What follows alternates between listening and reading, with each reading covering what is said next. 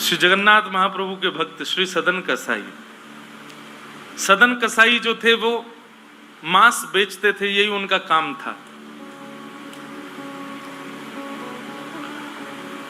एक बार ऐसे तराजू में तोलते थे मांस को, तो जब मांस का विक्रय कर रहे थे तो उनको पता नहीं चला, वो भार की जगह शालिग्राम जी को रखते थे। लेकिन कीर्तन उनको बड़ा प्रिय था, कीर्तन करते हुए मांस बेचते थे। बताओ, ऐसा उनका स्वरूप। एक बार एक महात्मा वहां से निकल रहे थे, तो महात्मा ने जैसे ही देखा, वो तो देखते ही पहचान गए, मुंह पे कपड़ा रख करके जा रहे थे, तो देखा कि ये तो शालिग्राम जी हैं। तुरंत, अरे तुम क्या कर रहे हो, बहुत बड़ा पाप है, ये तो साक्षात शालिग्राम जी हैं। उसने कहा, महाराज मुझसे गलती होगी, मुझे तो पहचान है नहीं। बोले, लाओ इनको मुझको दो। शालिग्राम जी ले लिए महाराज, जाकर के शुद्ध नदियों के जल से स्नान कराया, पंचामृत स्नान कराया, इत्र लगाया, चंदन लगा करके चांदी के सिंहासन पर बैठा के माला पधरा दी, ठाकुर जी का कीर्तन, बढ़िया खीर बना के भोग लगाई, और खूब रोए महात्मा। बोले कि नाथ, आप भी कहाँ के कसाई के यहाँ बैठे थे, अब आप विराजो, प्रेम से रतन सिंहासन पर विराजो।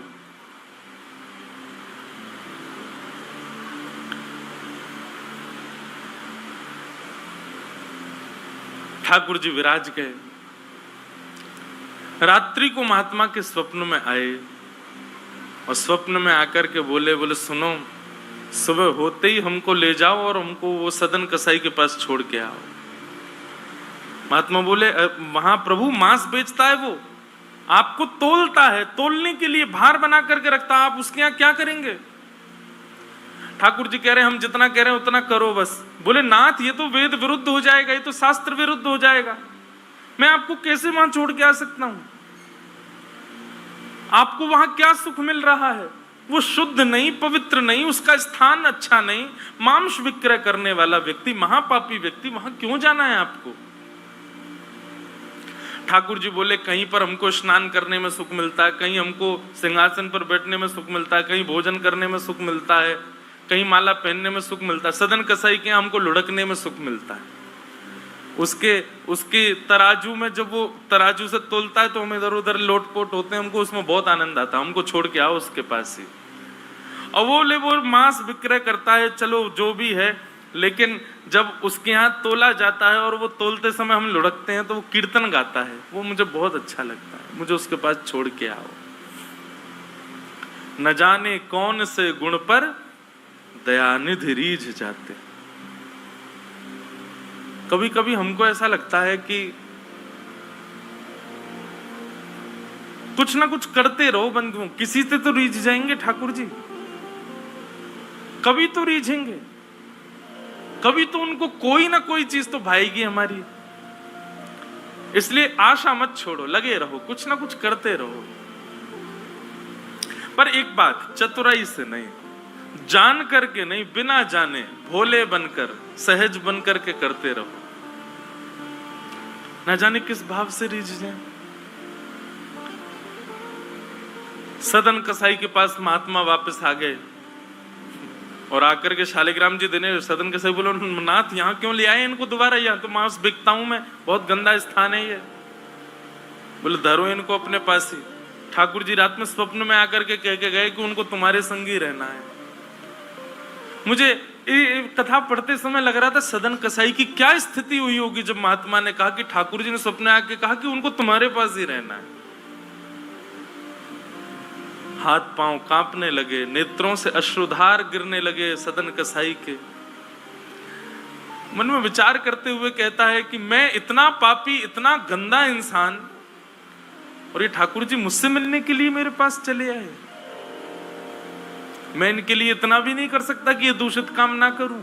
ज्यादा से ज्यादा क्या होगा, भोजन ही तो नहीं मिलेगा मुझे, धन ही तो नहीं कमाऊंगा, लेकिन इससे बड़ा और धन क्या चाहिए कि ठाकुर जी मेरे से मिलने के लिए व्याकुल हो रहे हैं।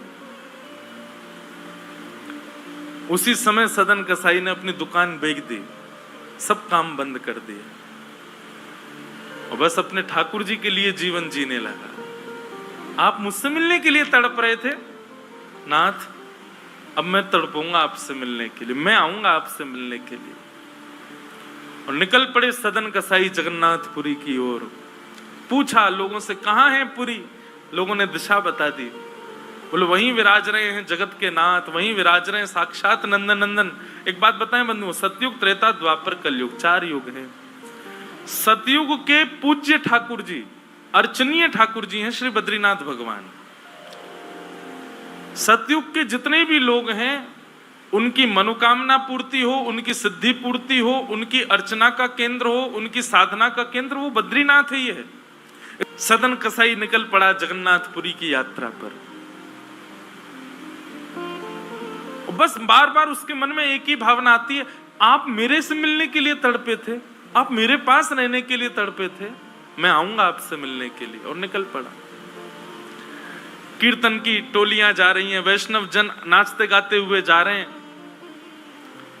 जैसे जैसे वैष्णवों की टोलियां और कीर्तन की टोलियां निकलती हुई देखे सदन कसाई, उसका मन हो कि मैं भी चला जाऊं। तो जो लोग पहचानते थे वो लोग कह देते थे, अरे कसाई है ये। तो सब लोग उसको कहते, भाई तुम हमसे दूर चलो, हमारी टोली में चलोगे, हमारे संग बैठ के खाओगे पियोगे, हम सब अपवित्र हो जाएंगे। जिस मार्ग पर सब लोग चल रहे हैं सदन कसाई उस मार्ग से उतर करके चल रहे हैं। कहीं मैं इस मार्ग पर चलूंगा, मेरे चलने से मार्ग अपवित्र हो जाएगा। और स्मरण कर रहे हैं महाप्रभु श्री जगन्नाथ जी का। चलते चलते बंधुओं, मुझे ऐसा लगता है आजकल तो ऐसे चित्र हो गए हैं, हम लोग कहीं भी दर्शन कर लेते हैं महाप्रभु जी का। उस काल की बात है जब चित्र भी नहीं होते थे, तो कई लोग तो पहली बार ही जगन्नाथ जी को देखते थे। कैसा स्थिति होती होगी उन लोगों की, कैसा भाव रहता होगा उन लोगों का। सदन कसाई चलते जा रहे हैं, एक मार्ग से उतर करके चल रहे हैं, निष्ठुर मार्ग पर चल रहे हैं और बस स्मरण कर रहे हैं श्री जगन्नाथ महाप्रभु का। चलते चलते चलते एक नगर में पहुंचे। रात्रि का समय हो गया, शाम का समय हो गया। तो एक भवन बना था, घर बना था, उसी के बाहर ही सदन कसाई बैठ गए। सदन कसाई का रूप बहुत सुंदर था। नेत्र, उनके केश, उनके मुख की आकृति, उनकी भुजाएं बहुत सुंदर थे। भले ही कसाई थे पर सुंदर थे। तो जिस भवन के बाहर बैठे वहां भवन की अंदर एक गृहिणी वो निकल करके बाहर आई और उसने जैसे ही सदन कसाई को देखा उसका मन आ गया उन्हीं के ऊपर। शाम का समय, सदन कसाई को लोभ देने लगी और उसने इशारा करके कहा कि भीतर आ जाओ। तो सदन कसाई ने उसकी ओर देखा और उनके मन में तो बस जगन्नाथ जी बैठे हैं, कोई ऐसा भाव तो दूषित था नहीं। उन्होंने इशारा कर दिया, कुछ इशारा किया और उस इशारे को उस कन्या ने, उस महिला ने ऐसा समझा कि मानो ये कहना चाह रहे हैं कि तुम भीतर जाके पहले अपने पति का वध करो, तब मैं रहूंगा तुम्हारे साथ। और बंधुओं एक बात बताएं, विषय जब माथे पर बहुत तीव्रता से चढ़ता है ना, वासना जब बहुत तीव्र चढ़ जाती है, तो व्यक्ति ये भी विचार नहीं करता मैं क्या कर रहा हूं। वो कितनी भी कथाएं सुन रहा हो, कितनी भी कथाओं में जा रहा हो, पर विषय जब उसके हृदय में होता है तो वो बिल्कुल विवेक शून्य हो जाता है।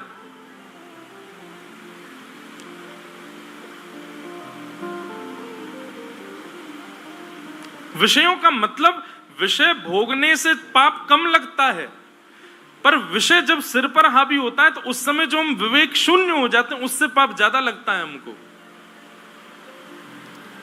विषय हावी हो गया उस माता के, भीतर जाके उसने अपने पति का वध कर दिया, मार दिया। और बाहर आकर के सदन कसाई से कहा, अब तो चलो, मैंने अपने पति को मार दिया, चलो मैं और तुम ब्याह कर लेते हैं। सदन कसाई बोला, देवी ये तेने क्या किया? मैंने तो नहीं कहा था कि तुम मारो। बोले, हो तुम झूठ बोलते हो, तुमने ही तो कहा था कि उसका वध कर दो तब रहूंगा। अब तुम्हारे पास एक ही रास्ता, या तो मेरे साथ रहो, नहीं तो मैं सबको बता दूंगी कि तुमने मेरे पति को मरवाया है। पर जिनके हृदय में श्री ठाकुर जी विराजमान हैं, उनको अन्य किसी के लोभ की इच्छा नहीं होती। उन्होंने कहा ज्यादा से ज्यादा मार दोगी मुझको और क्या बदनामी होगी, सब होगा, लेकिन मैं अपनी स्थिति से नहीं हट सकता। और उन्होंने अस्वीकार किया। और हुआ वही, उसने हल्ला मचा करके सबको इकट्ठा कर दिया, मेरे पति को इसने मरवा दिया और ये आदि आदि सब कर दिया। सदन कसाई को बंदी बना करके राजा के सामने प्रकट कर दिया। सब लोग आ राजा के यहां उसको प्रस्तुत कर दिया, बंदी बना दिया। और बंदी बना करके कहा कि आप स्वीकार करते हैं कि आपने ये अपराध किया है इनके पति को मारने का? सदन कसाई कुछ नहीं बोला। बोले क्योंकि पक्ष तो पूरा उन्हीं की तरफ जाने वाला, मैं कितना भी मना करूं, मैं सफाई क्या दूंगा, मैं कैसे प्रस्तुत करूंगा, मैं विवाद कैसे करूंगा? वैष्णव का स्वरूप होता विवाद में नहीं पड़ता। वो चुपचाप खड़े रहे, बस मुस्कुराते रहे। बोले अब सत्य तो ठाकुर जी जानते हैं, मैं अब आपको कैसे बताऊं कि मैंने नहीं किया। मैं कहूं कि मैंने नहीं किया तो मेरे पास कोई प्रमाण नहीं है ना देने का कि मैंने नहीं किया। और प्रमाण देने के लिए, इकट्ठा करने के लिए, इतने प्रपंच में पढ़ने के लिए मैं नहीं निकला हूं। मैं तो जगन्नाथ जी से मिलने के लिए, आपको जो दंड देना है बस मृत्यु दंड मत देना, बाकी जो दंड देना है दे दो, मुझे जगन्नाथ जी का दर्शन करना है।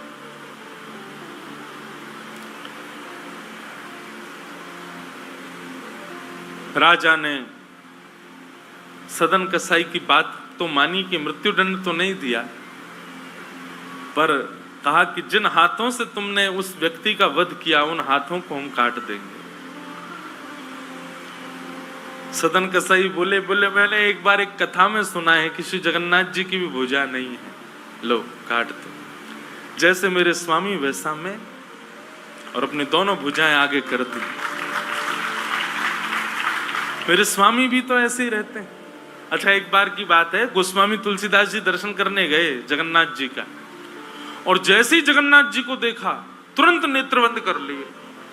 बोले राम राम राम राम जी, मैंने क्या देख लिया? तुरंत बाहर निकल करके आए, भागे मंदिर से दूर।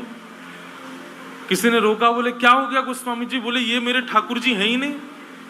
कैसे ठाकुर जी? इनकी तो आंख पिघल गई, मुख पिघल गया, हाथ पिघल गए, पैर है नहीं, ये मेरे ठाकुर जी कैसे? मैं तो अभी रात में तो कहीं नहीं जा सकता, पर सुबह होते ही चला जाऊंगा, मैं जीवन में कभी नहीं आऊंगा। इतने ज्यादा भयभीत हो गए। रात्रि में गोस्वामी जी जैसे ही सोए तो महाप्रभु जगन्नाथ जी उनके स्वप्न में आए, धनुष बाण हाथ में लेकर के राघवेंद्र सरकार प्रकट हो गए। बोले भगवान वजह से है? गोस्वामी जी बोले मेरी वजह से? बोले हाँ, तुमने मानस जी में लिखा है बिन पग चलहि सुनहि बिन काना। वो बिना पैर के चलता है परमात्मा, बिना कानों के सुनता है।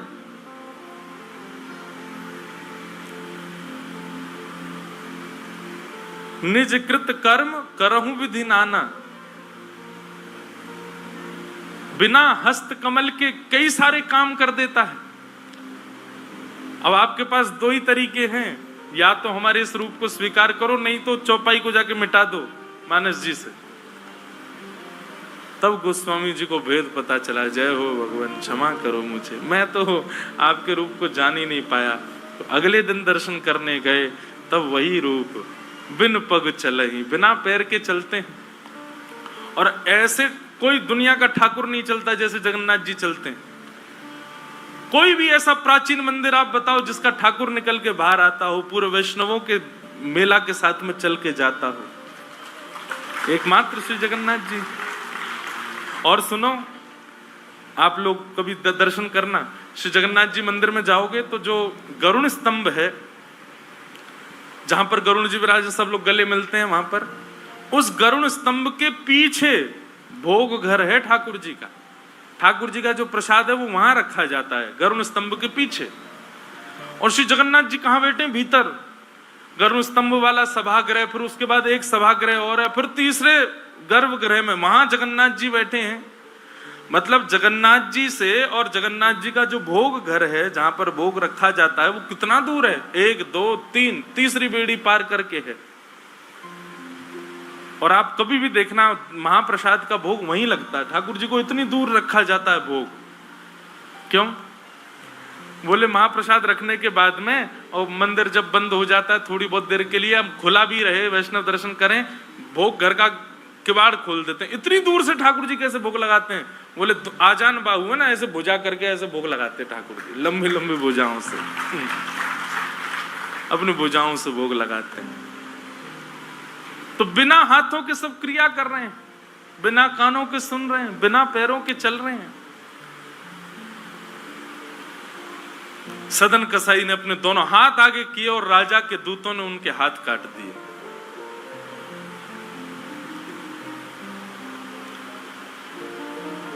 पीड़ा में नहीं है, प्रसन्नता में है।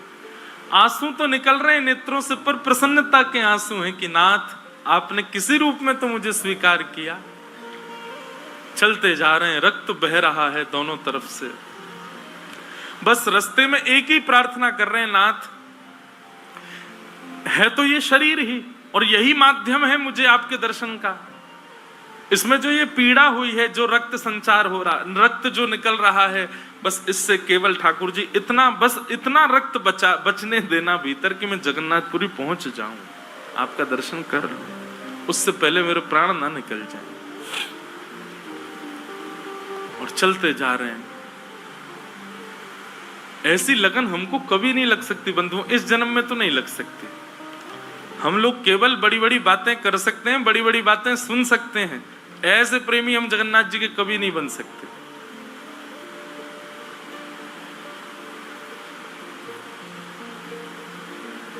अरे हमारा कोई छोटा सा काम बिगड़ जाए तो हम जगन्नाथपुरी ना जाएं? अरे महाप्रभु जी ने तो मेरा ये काम बिगड़वा दिया। यहां तो हाथ पांव कटवा देते हैं वैष्णव ठाकुर जी से मिलने के लिए। सदन कसाई जैसे ही श्री क्षेत्र में उन्होंने प्रवेश किया, और जैसे ही प्रवेश किया ब्रह्म वेदी पर श्री जगन्नाथ जी झूमने लगे। पुजारियों ने जाकर के कहा, महाप्रभु जी आज्ञा करें, आप इतने प्रसन्न क्यों हैं? बोले मेरा एक भक्त आया है, वो बेचारा बहुत कष्ट में है, आप लोग तुरंत पालकी लेकर के जाइए और उसको लेकर के आइए यहां पर।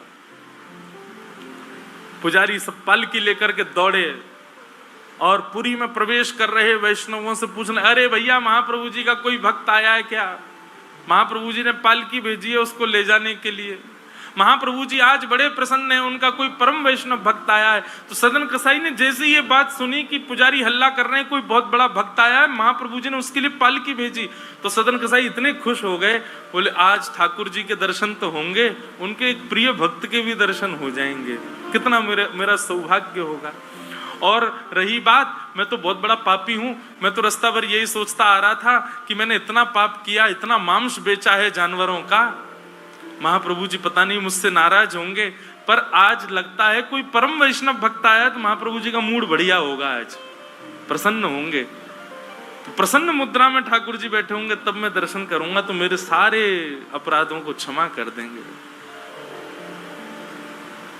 वहां तो भीड़ लग गई पालकी के पास में, बोले हम हैं परम भक्त, और वो सदन कसाई दूरी खड़े हैं, बोले इनमें से कोई होगा जो पालकी में बैठेगा, आज पहले उसको प्रणाम करूंगा फिर महाप्रभु जी को करूंगा।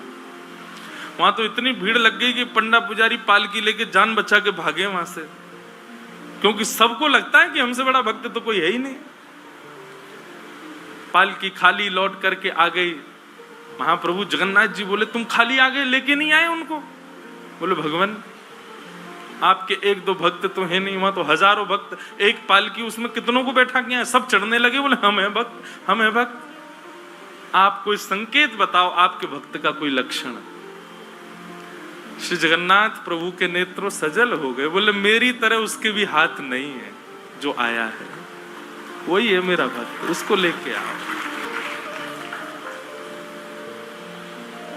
पुजारी पालकी लेकर के दोबारा गए, देखा तो जब श्री क्षेत्र आया ना, तो श्री क्षेत्र आते ही अब सदन कसाई चल करके नहीं जा रहे हैं, दंडवत करते हैं, लेट जाते हैं और फिर लेट करके उठते हैं, फिर आगे बढ़ के फिर लेटते हैं, फिर उठते हैं, दंडवती परिक्रमा की तरह भीतर जा रहे हैं। उसमें भी भुजा नहीं है उनके पास में, लेटते हैं तो उठते कैसे हैं, ये देखने पर ही लोगों का हृदय द्रवित हो जाता है। और किसी से सहायता नहीं लेते। वो तो दूर चल रहे हैं ना, उस मार्ग पर ही नहीं चल रहे जहां सब चल रहे हैं। बोले कि मैं चलूंगा तो अपवित्र हो जाएगा मार्ग। एक सर्प के भांति जैसे रिगड़ के सर्प चलता है, ऐसे सदन कसाई आगे बढ़ रहे हैं। और प्रसन्न मुद्रा में मैं महाप्रभु जी से आज मिलूंगा। पुजारियों ने जाकर के जब उनकी स्थिति को देखा, कोई अपने नेत्रों के आंसुओं को रोक नहीं पाया। बार बार महाप्रभु जगन्नाथ जी को प्रणाम करें, कितने दयालु हैं नाथ, कितने कृपालु हैं आप। सदन कसाई को जाकर के पुजारियों ने उठाया, बोले चलो महाप्रभु जी ने तुम्हारे लिए पालकी भेजी। सदन कसाई बोले आपको कोई गलत सूचना मिल गई, मैं नहीं हूं वो भक्त जो इसमें। बोले नहीं तुम ही हो, ठाकुर जी ने आज्ञा करके भेजा है। सदन कसाई बोले अगर मैं पालकी में बैठा तो मेरे अभी प्राण निकल जाएंगे। आप सबसे प्रार्थना है मेरी, मैं महाप्रभु जी की आज्ञा स्वीकार करता हूं, मैं आपके संग चल दूंगा, लेकिन पालकी में नहीं बैठ सकता। चलने लगे, बस इसी बात से प्रसन्न है कि महाप्रभु जी ने मुझे स्वीकार तो किया। और जैसे ही सिंह द्वार पर पहुंचे और दंडवत करते ही जैसे ही श्री पतित पावन भगवान, सिंह द्वार पर ही पतित पावन भगवान है, बाहर ही उनका दर्शन हो जाता है। उनको देखा, देखते ही बोले ये पतित पावन भगवान है, श्री जगन्नाथ जी के ही समरूप हैं। पहले इनका दर्शन करते हैं, फिर जगन्नाथ जी का दर्शन होता है। जैसे ही दंडवत किया, अभी तक तो उनको ग्लानि नहीं थी कि मेरे हाथ नहीं है, पर अब दंडवत करते समय उनको तनिक एक ग्लानि सी हुई, काश मेरे हाथ होते तो मैं भी ऐसे दंडवत करता, दोनों भुजाएं आगे कर लेता। और इस भाव से जैसे जो शेष भुजा थे थोड़े से, उनको आगे करके रुदन करने लगे सदन कसाई। इतने में ही उनके भुजा निकल करके आ गई और ठाकुर जी ने भुजा प्रदान करके उनके दंडवत को स्वीकार किया। श्री जगन्नाथ महाप्रभु की। ऐसे महाबाहो, ऐसे हमारे महाप्रभु श्री जगन्नाथ, वो ये विचार नहीं करते हैं कि आप कौन हो, क्या हो,